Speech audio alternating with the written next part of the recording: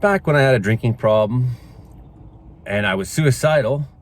My marriage had failed, and trauma from my life had kind of taken over for a while, and I viewed myself with the words loser. I use those words. I'd wake up in the morning and I'd think to myself, why don't you just fucking die, you loser?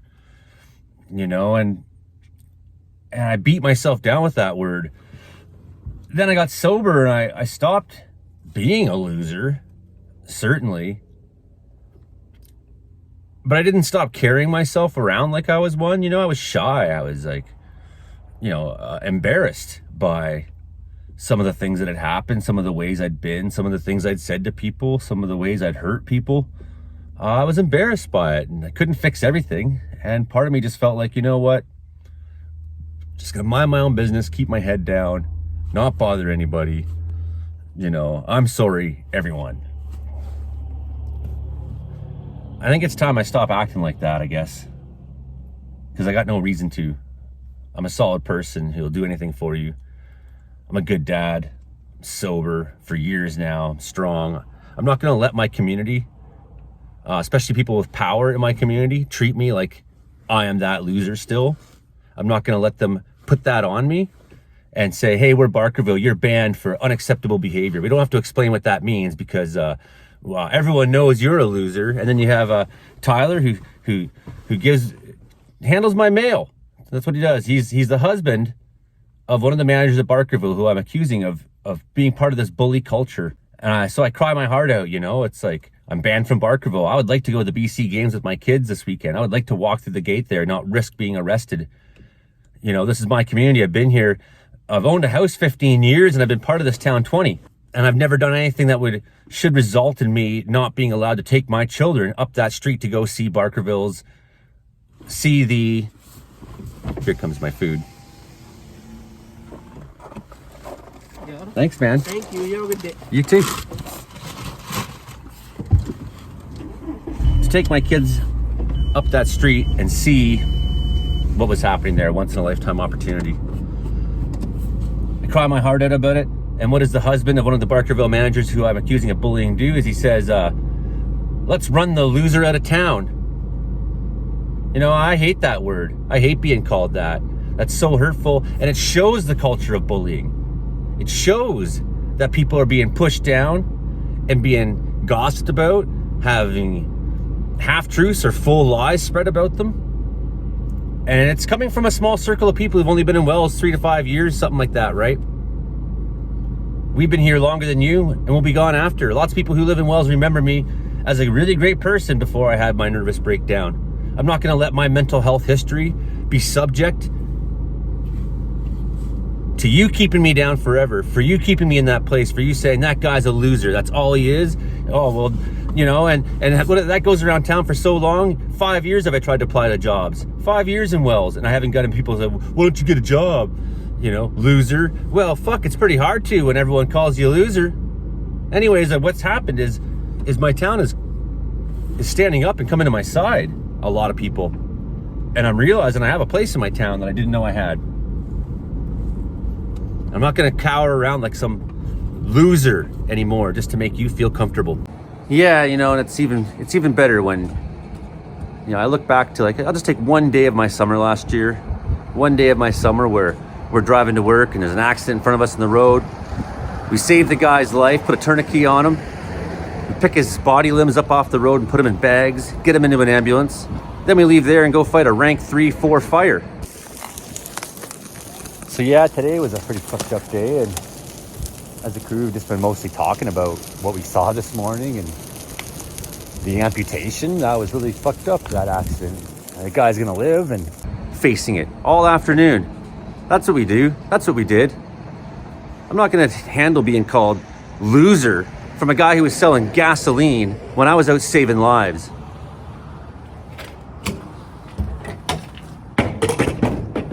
But hey, call me that all you want and say you want to rush me out of town.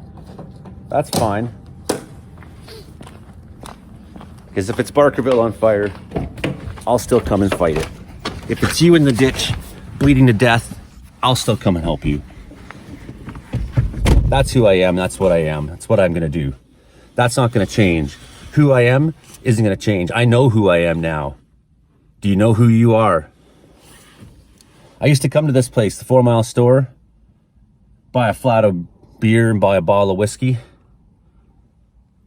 Especially after I dropped the kids off when the divorce was fresh and the fighting was really bad and court and all that was going on. You know, we've made up. Things are pretty good these days, right? I got nothing to complain about, but I would stop here, get a bottle of whiskey, get a flat of beer, go home and just drink myself to the point of wanting to kill myself. And I'm not proud of it, but I left it behind. I'm not doing that anymore. It's not who I am anymore.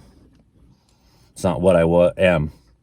Maybe it wasn't even who I was back then, but it was what I was. You gotta let people change. You gotta let them change.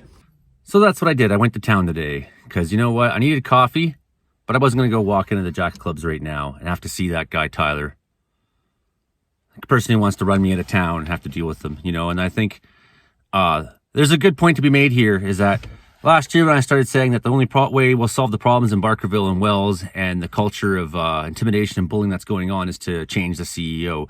I was right to say that because Barker's a publicly funded entity. It's paid for by my tax dollars, your tax dollars. It's part of those people's jobs to deal with the public and sometimes accept the fact that the public is not happy. That's part of their job. You know, when I work fire in the summertime, I have my boss who I have to listen to. I have my own crew. I'm always on native crews, and I'll tell you, if I don't make those boys happy as their crew leader, they will let me know. I got to take their criticism. I got to take criticism from the red shirts, from their bosses, and I get to come home and look at the internet and even and take criticism from the public too. And I just have to suck that up. That's the way it is, right?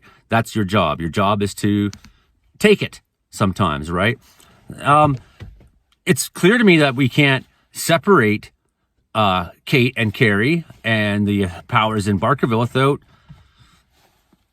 the problem is bigger than them. It's clear. You know, I tried to maybe narrow it down to just two people that we could kind of start with, but it's clear that this isn't the first time where Tyler's been reprimanded for where there's been, I can tell you people who've written letters to Barkerville in the past because Tyler was so rude to them on their Facebook pages, doing similar things, basically playing goon. So it's like, yeah, okay, the Rocky can sit there as a manager behind his desk and pretend that he's all professional. And if you say something about Barkerville, well, then we'll send Tyler out there to shit talk you, run your name down in the community. And, you know, that's the culture of bullying. It's not, then they're the ones crying victim right now. Oh, everyone's against us. Oh, that Joey's trying to get us fired. Da, da, da, da. No, you've had time to mend the bridges in this town. You had 2 months after you banned me from Barkerville. Don't tell me you wouldn't have banned me from Barkerville if I hadn't said Kate needs to go. Okay? So you punished me in the first place, right?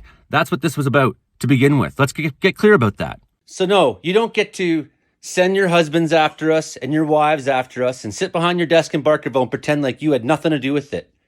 You don't get to bully people in the community and pretend like, oh, that was just Tyler. He's just my husband. No, this is a recurring pattern. It's a recurring theme of how people are treated in this town. And it's got to stop.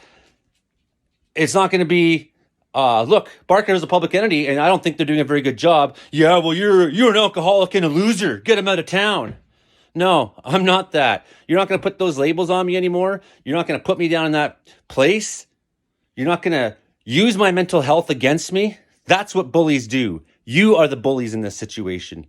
Don't let anyone call you a loser, ever. You're sober. You are strong. You have changed your life.